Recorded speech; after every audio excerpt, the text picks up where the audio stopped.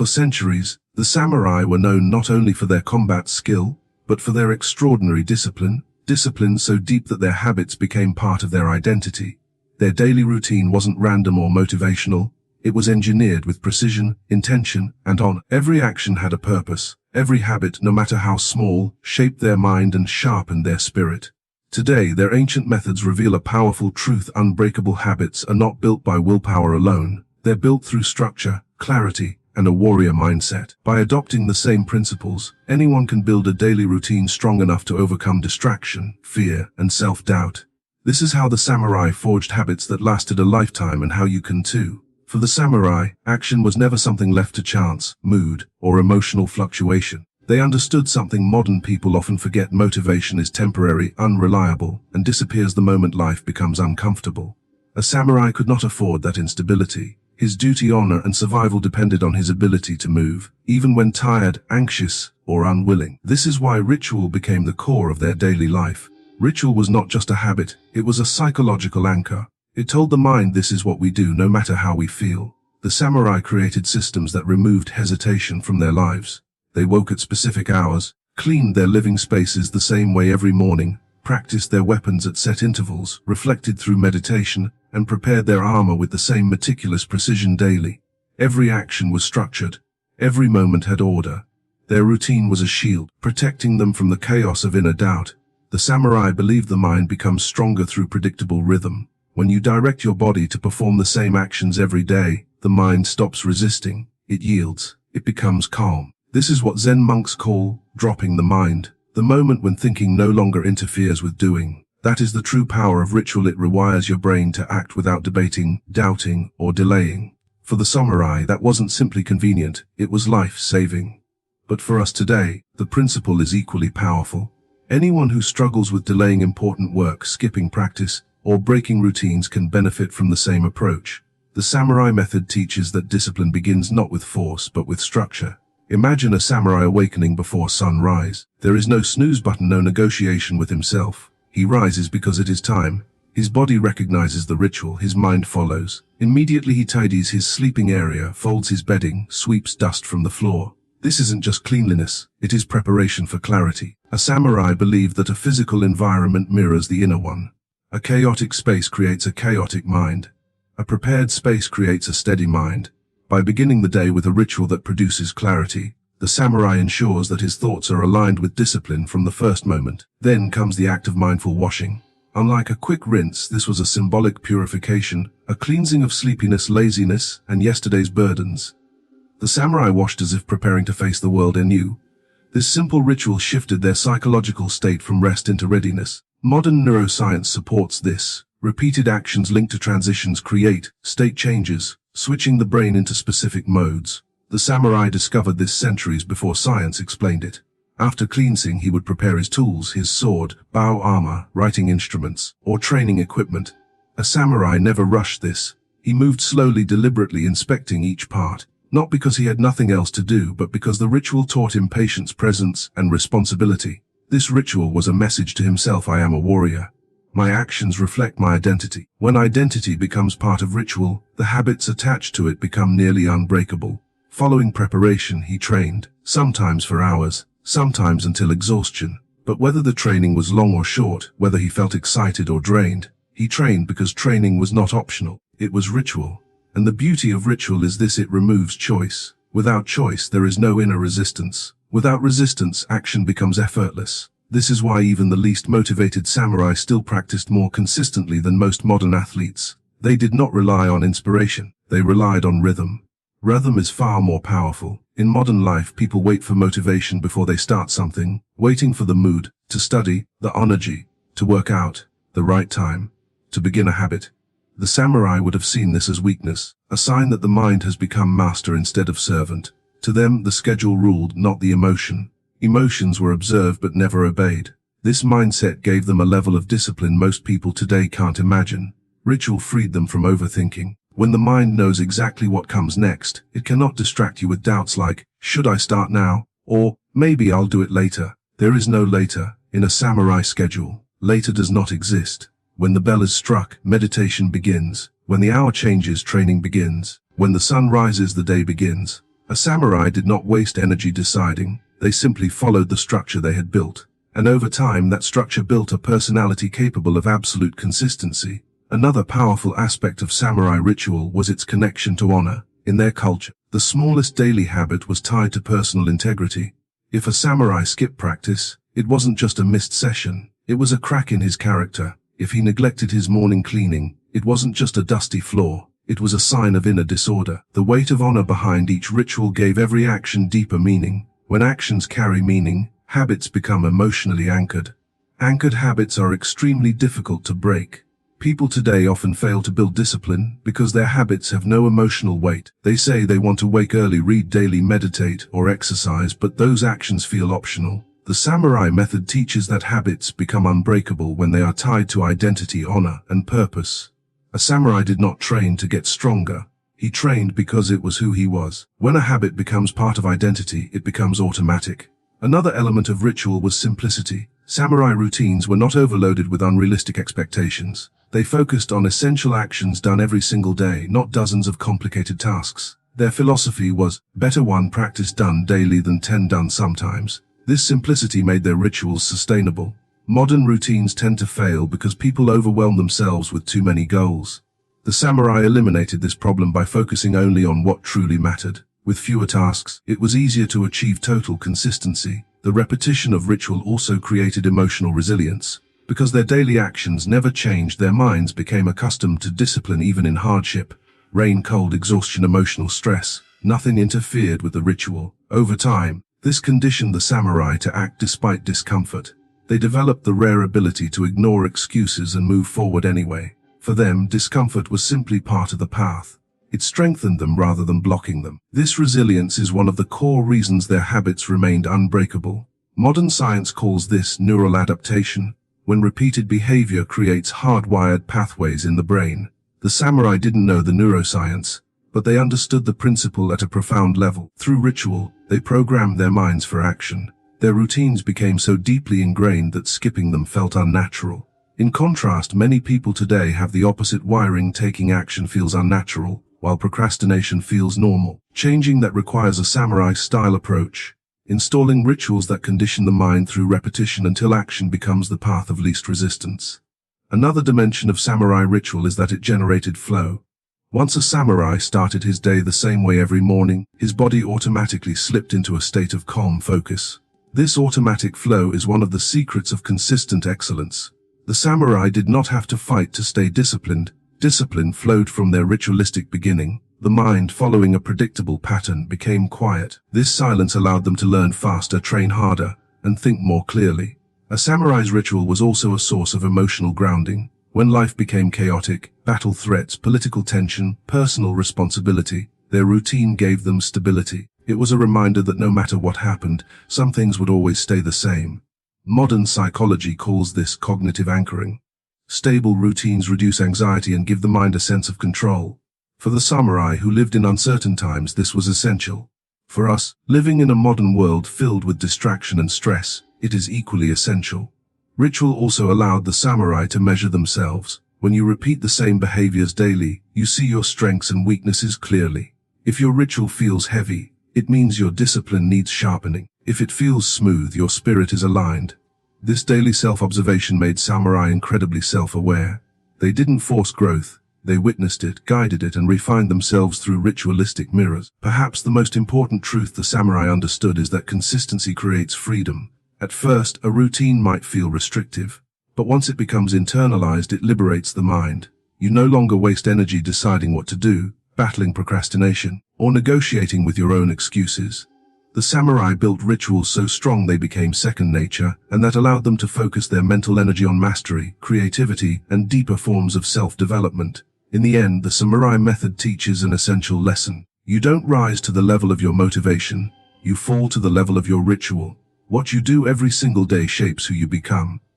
If you create rituals that strengthen your character, sharpen your mind, and align your actions with your identity, you'll build habits as unbreakable as the samurai who perfected this practice centuries ago. The samurai understood something about mastery that most people today never learn. Greatness is not built in grand moments, but in thousands of tiny, repeated actions performed with unwavering attention. The world tends to celebrate big transformations, dramatic breakthroughs, sudden improvements, remarkable feats of strength, but the samurai knew that these moments are only the visible surface of something deeper. True mastery grows slowly, almost invisibly through what they called kiko, the discipline of micro-practice. Every motion of the sword, every breath in meditation, every step in posture training was refined in fragments so small that an untrained eye would barely notice. Yet these fragments, repeated endlessly, forged skills so reliable that they became instinct. Imagine a samurai practicing a simple sword movement, perhaps the downward cut. To an outsider, it might look like nothing extraordinary: raise, swing, finish. But to the samurai, that single slice contained worlds. The angle of the wrist, the tension in the fingers, the position of the shoulders, the alignment of the spine, the grounding of the feet, the timing of the breath, every part mattered. A single cut might be practiced thousands of times in one session, not because the samurai were obsessive, but because they understood the physics of mastery long before modern researchers discovered deliberate practice. Micro-practice allowed them to improve with precision, isolating flaws at their root rather than masking them with brute force. Most people today approach skill building with impatience. They want to master things quickly, seeking dramatic progress within days or weeks. They set huge goals, learn a language fast, get fit fast, make money fast, then burn out because the effort feels overwhelming. The samurai approach life differently. They broke every skill into the smallest possible units. Instead of trying to master an entire technique, they focused on a single detail. Instead of practicing for hours without direction, they practiced for minutes with full concentration. They believed that every large achievement was simply the accumulation of smaller ones, layered with devotion. This mindset removed pressure, removed overwhelm, and made mastery feel natural rather than intimidating. A young samurai might spend months just learning how to draw the sword correctly. Not in combat, not in motion, just the draw. He would sit in formal posture, sliding the blade out slowly, ensuring his wrist didn't twist. His elbow stayed aligned, his shoulders remained relaxed. He repeated the movement until it was so deeply wired into his nervous system that he could perform it in complete darkness without error. Only after mastering this tiny segment would he move on to the next. The samurai believed that if the foundation was not perfect, nothing built upon it would ever reach excellence. This was the heart of micro-practice: build mastery from the smallest stone, not the largest wall. Modern science confirms this ancient wisdom. Neuroscientists now understand that neural connections strengthen through repetition. Tiny, consistent actions create pathways that become faster, smoother, and more automatic over time. The samurai discovered this intuitively. When they repeated a micro-skill thousands of times, they weren't just training muscle memory, they were sculpting their minds. Over time, their reactions became so sharp that they no longer had to think. Their bodies responded instantly, with precision honed from countless micro-reps. This is why samurai could react to attacks in a fraction of a second, faster than conscious thought. Micro-practice forged instinct. But there was another dimension to this approach: humility. Micro-practice forced the samurai to acknowledge that even the greatest warrior must return to basic skills again and again. They never believed they were too advanced for fundamentals. In fact, the more skilled a samurai became, the more time he devoted to simple drills. Masters often spent entire days practicing the same movement they had learned as beginners. Why? Because they knew that perfection was not a destination but a process. When you repeat something enough, subtle weaknesses appear that you never noticed before. And by addressing these weaknesses, you refine your craft endlessly. This humility stands in sharp contrast to the modern tendency to rush through fundamentals just to feel progress. People learn the basics quickly and then abandon them, believing they're ready for advanced techniques. But the samurai knew that skipping foundational work is the fastest way to destroy long-term mastery. A tower built on a weak foundation does not stand. Likewise, skills built on poorly trained basics crumble under pressure. When a samurai faced a real opponent, he relied not on flashy techniques, but on the micro skills he had perfected through repetition. His life depended on the quality of his foundation. Another powerful aspect of micro-practice was its relationship with mindfulness. When you focus on a very small action, your attention becomes sharp, almost like a blade. Every sensation becomes clear. The texture of the handle, the sound of the blade slicing air, the shift of weight in your feet. This deep presence transforms practice into meditation. The samurai believed that by mastering each micro-movement with total awareness, they could enter a state of flow where the mind becomes calm and unified. This is why training was not just physical for them, it was spiritual. Micro-practice grounded them in the moment and freed them from mental noise. The samurai also understood that small improvements accumulate exponentially. If you improve just one tiny detail of a skill each day, even by 1%, within a year you become significantly stronger, faster, or more precise. They did not need to see immediate results to trust the process. They believed in what they called kaizen, continuous improvement. This belief kept them patient and persistent. They didn't chase perfection, they embraced refinement. And through refinement, they achieved excellence. Consider a simple example: a samurai practicing his grip. Every day he adjusted his fingers slightly. One week he focused on relaxing his hand, the next week on stabilizing his wrist, the following week on controlling blade vibration. Each adjustment was tiny, almost invisible, but over months and years, these micro-adjustments transformed his grip into something powerful and precise. When he finally used that grip in battle, his movements were clean, efficient, and devastatingly effective.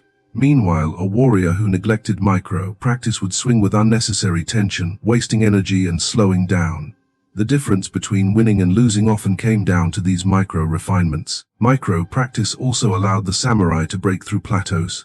Those frustrating periods when progress seems to stop. Instead of pushing harder or practicing longer, they zoomed in. They dissected each movement, searching for a single tiny flaw. When they corrected that flaw, progress resumed. This technique is incredibly effective even today. Whenever someone feels stuck, whether learning a skill, building a habit, or improving a craft, the solution is often to shrink the focus, not expand it. Fix one small piece, improve one motion, strengthen one detail. That single micro shift can unlock the next stage of growth. Another profound benefit of micro practice was that it preserved energy.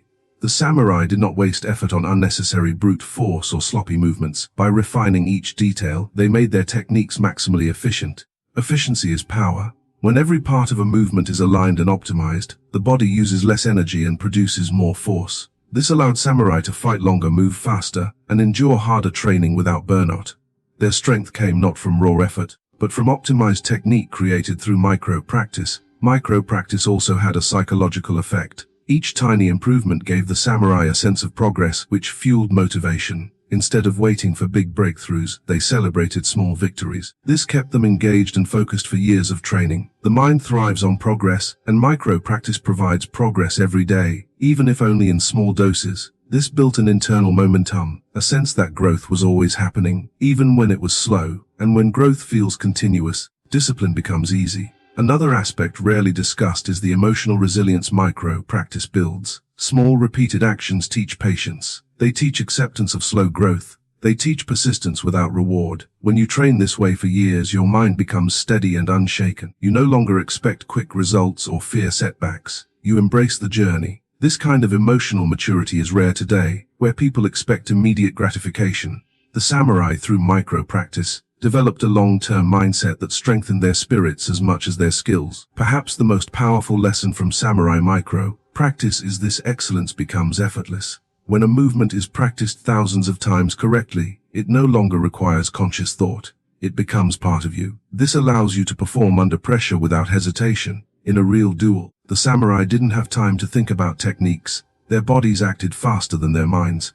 This is the highest form of mastery. Instinct guided by countless tiny repetitions. In modern terms, it is what athletes, musicians, and experts call automaticity. But the samurai achieved it long before such terms existed. In the end, micro-practice reveals a truth that can transform anyone's life. Mastery is not built by doing extraordinary things, but by doing ordinary things extraordinarily well. The samurai didn't become legends by chasing perfection. They became legends by perfecting the smallest details with quiet devotion. Each small step, repeated with intention, shaped them into warriors whose skill, discipline, and presence still inspire the world centuries later. Their method teaches us that greatness is accessible to anyone willing to embrace the power of small, consistent, mindful practice. And when you live this way, mastery stops being a distant dream, it becomes an inevitable outcome. For the samurai, focus was not simply a mental skill, it was the essence of their existence. Their world demanded a level of presence so deep and unshakable that even the slightest distraction could mean death. In a time where a sudden attack could come from any direction, where honor demanded precision, and where every movement carried meaning, the samurai learned to discipline their minds with as much dedication as they trained their bodies. Presence became their shield, focus became their sword. They did not merely practice attention, they lived inside it. And through this immersion they developed a form of clarity most people today can scarcely imagine. To understand the power of samurai presence, imagine a warrior standing silently before dawn. The world is quiet, the air cold, the sky only beginning to lighten. A samurai does not rush into training like a modern person rushing into a task. He stands still first. He listens, to the wind, to the birds, to the beating of his own heart. This is not idle stillness, it is the sharpening of awareness. The samurai believed that before a person can master action, he must master stillness. The mind must become like a lake before it can reflect truth. This simple morning ritual prepared the samurai for the demands of the day, grounding them in complete presence. In modern times, people wake up and immediately flood their minds with noise, messages, notifications, conversations, tasks. Their focus scatters before the day even begins. The samurai understood the opposite. The first moments after waking shape the mind's strength. If the mind begins in chaos, it remains chaotic. But if the mind begins in clarity, it remains steady. This early training forged samurai into individuals who carried presence like armor. No matter how chaotic the external world became, their internal world remained calm. Focus for the samurai was not a forced effort. It was a cultivated state. They achieved this through what they called zanshin, a condition of relaxed, alert presence. Zanshin means remaining mind, the awareness that lingers even after an action is completed. When a samurai shot an arrow, his attention didn't end when the arrow left the bow. His mind followed it, steady, unbroken. Whether practicing archery, swordsmanship, or meditation, they maintained zanshin. This deep awareness trained their nervous system to remain engaged without tension, alert without anxiety. It taught them to remain conscious of their surroundings and themselves in every moment. This is a state few people today ever experience. Most modern minds swing frantically between the past and the future. Regrets from yesterday, worries about tomorrow, rarely landing in the now. But the samurai lived inside the now as if it was sacred territory. They believed that only in the present moment does a person possess true power. The past cannot be changed, the future cannot be controlled. The only realm where skill, honor, and courage exist is the present. This belief anchored the samurai to the moment with unwavering devotion. In combat, presence was the difference between life and death.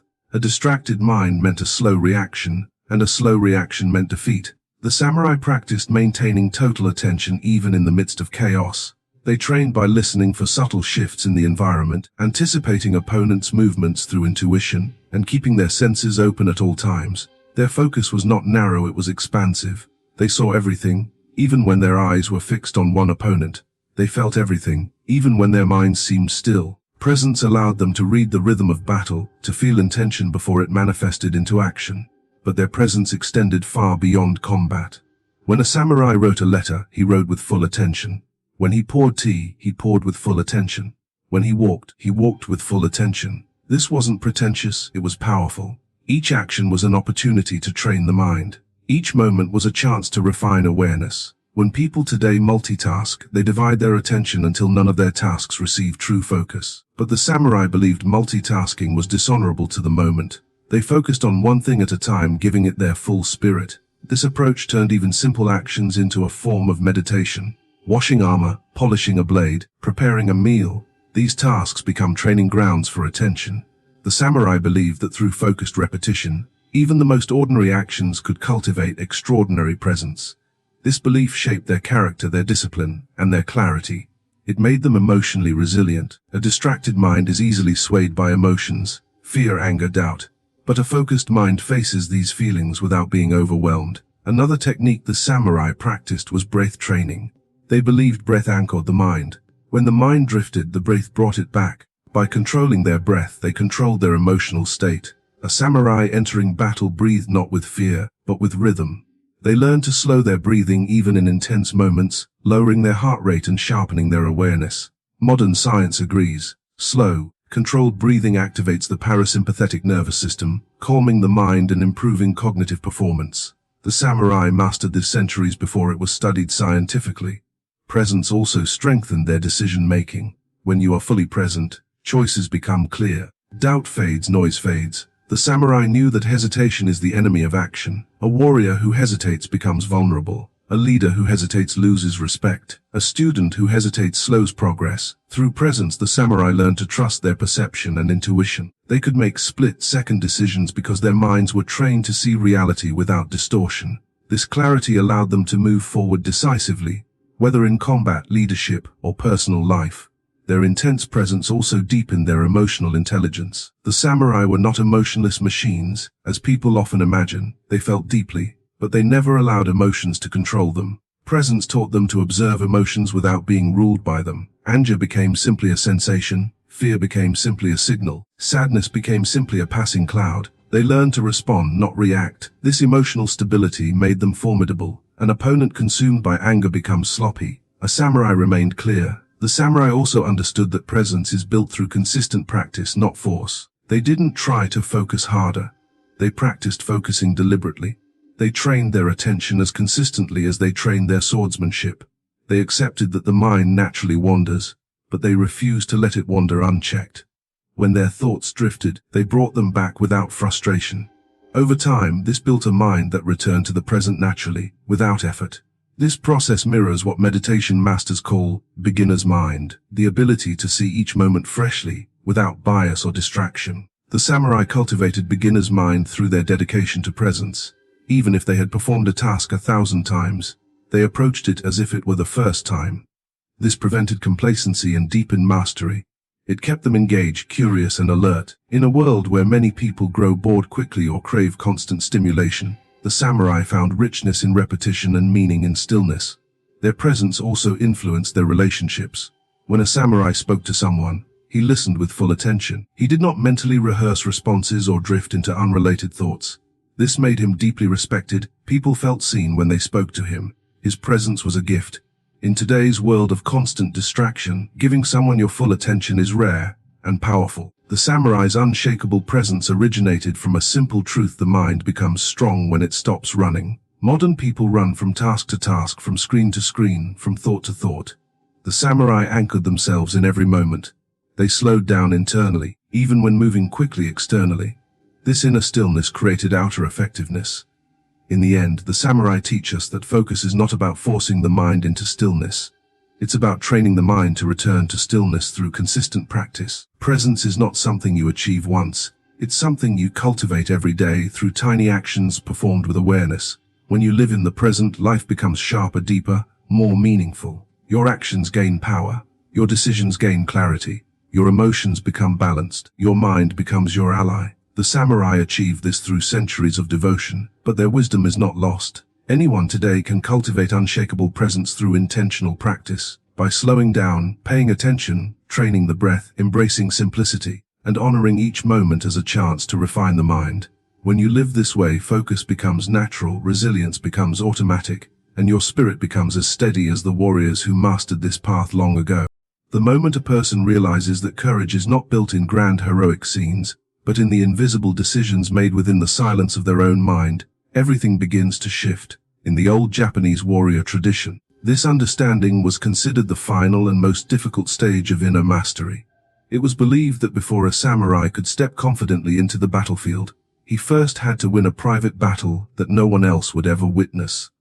The battle against the impulses that controlled him. This was not about suppressing emotions nor pretending to be strong. It was about taking a slow, deliberate breath and returning power back to the center of the mind.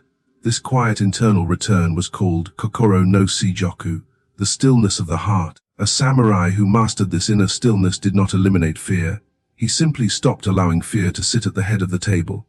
Instead, he placed awareness, clarity, and deliberate intention there. This is why many ancient writings describe warriors who walked calmly even while surrounded by chaos, as if they were moving through a world slightly different from everyone else's.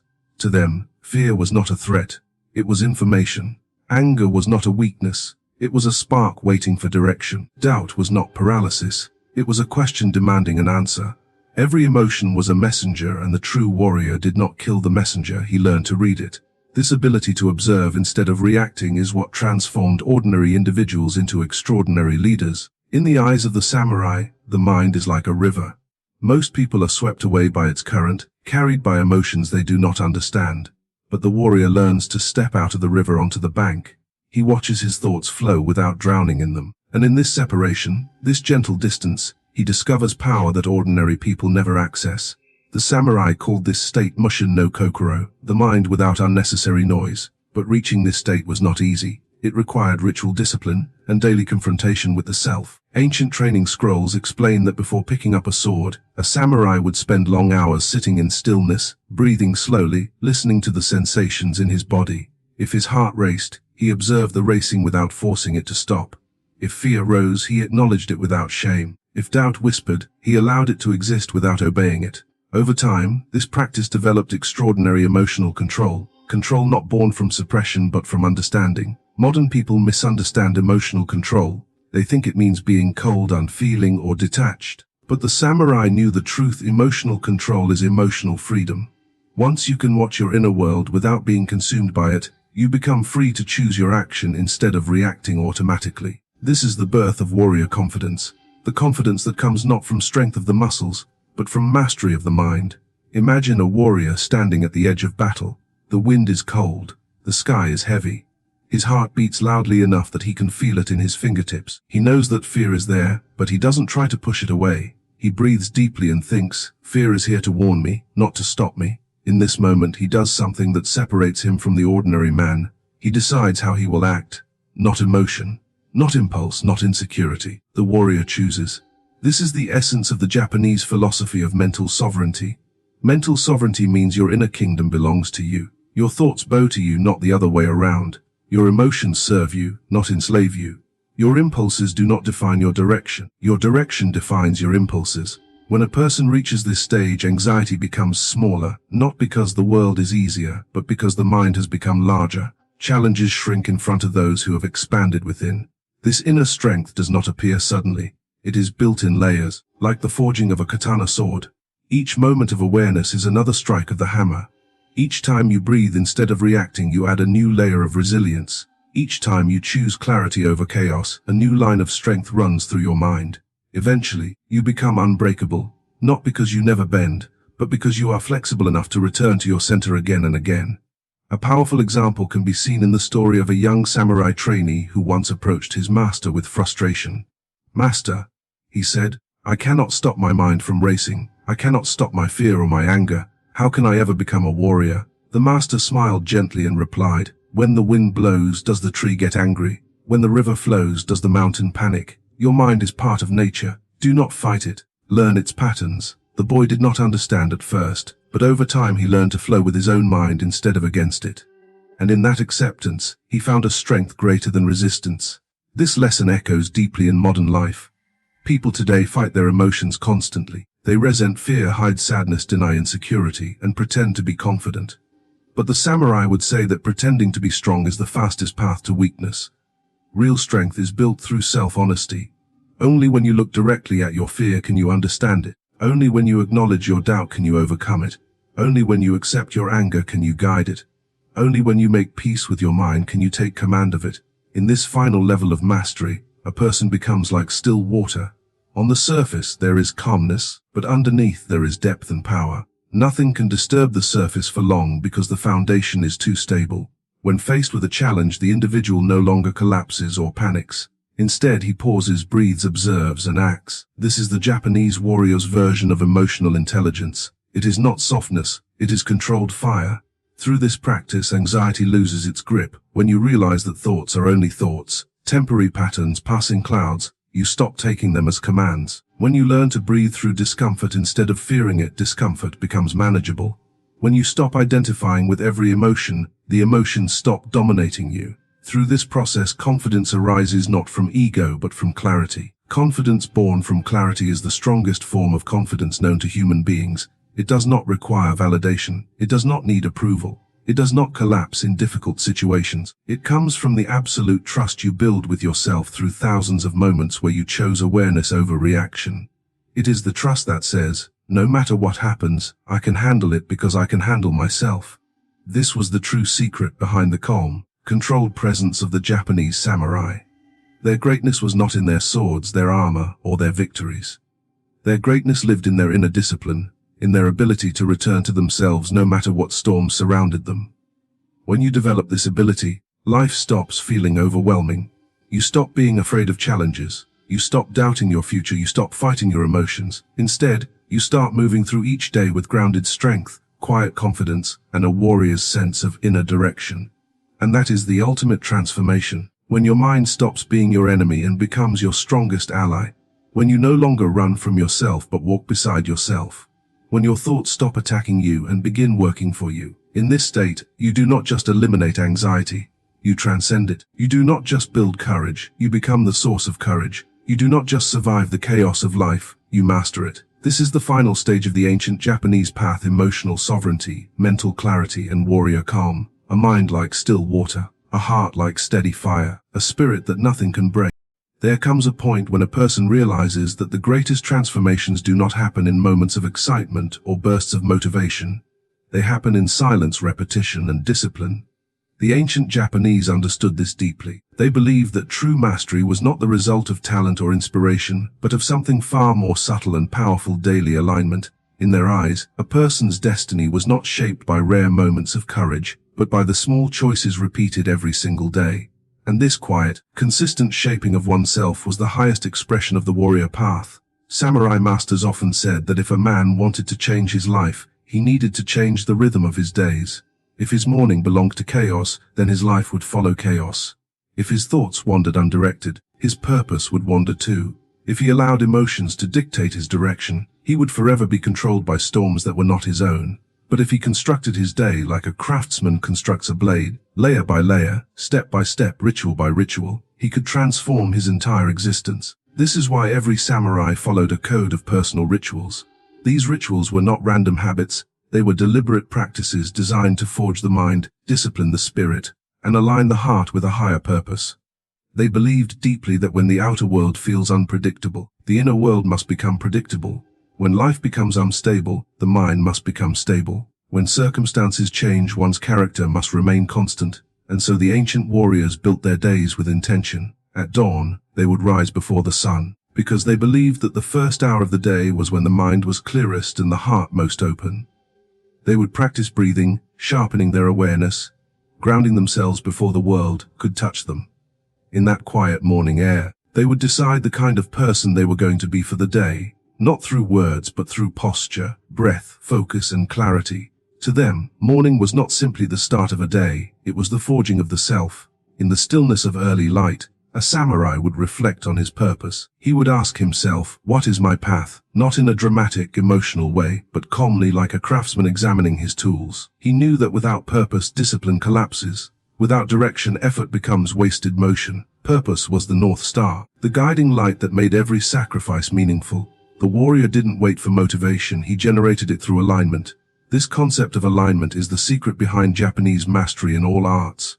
Swordsmanship, calligraphy, archery, pottery, poetry, and even spirituality. The samurai believed that when mind, body, and action move in the same direction, a person becomes unstoppable.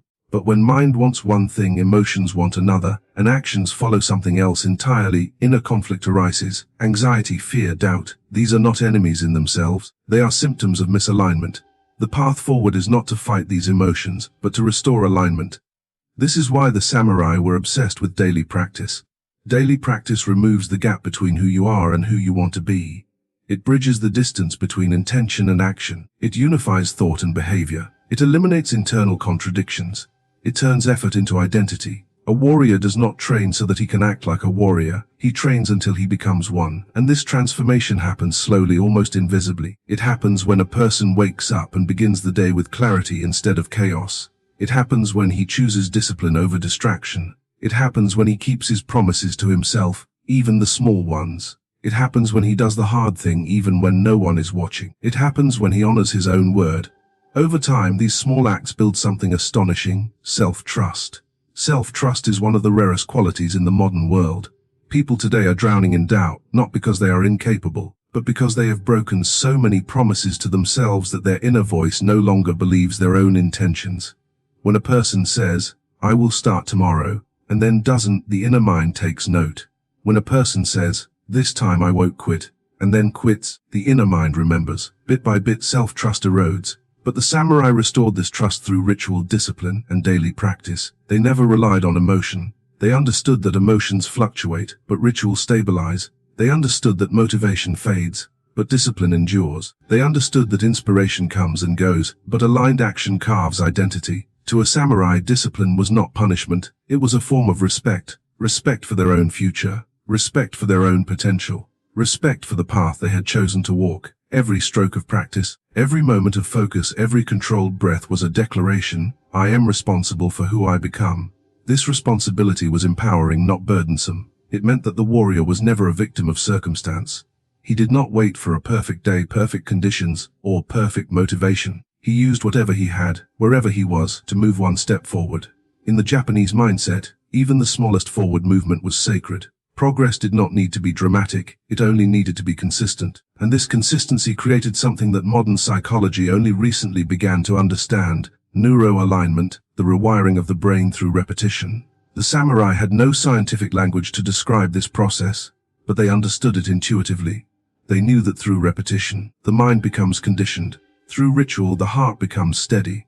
Through discipline, the spirit becomes strong. Through alignment, the self becomes whole. Imagine a young trainee entering the dojo for the first time. His movements are clumsy, his posture wavers, his sword feels heavy in his hands. He is uncertain, self-conscious, and full of doubt, but he shows up every day. He repeats, he follows the same rituals. He breathes, he observes, he learns, he tries again. Weeks pass, months pass, years pass. Slowly, almost imperceptibly, something begins to shift. One day, without realizing it, he moves correctly. His posture straightens. His grip becomes natural.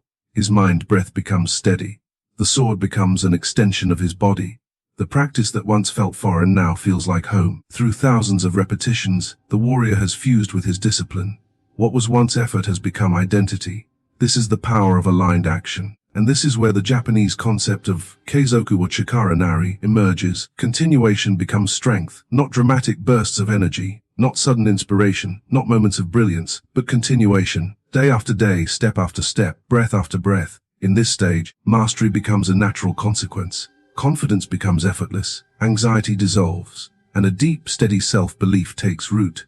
This is not the confidence of ego, noise, or display. It is the quiet confidence of a person who knows they will show up for themselves no matter what. The confidence of a person whose identity is shaped by intentional action, not emotion. The confidence of a warrior who has aligned his inner world so completely that outer challenges no longer shake him. This internal alignment becomes visible to others.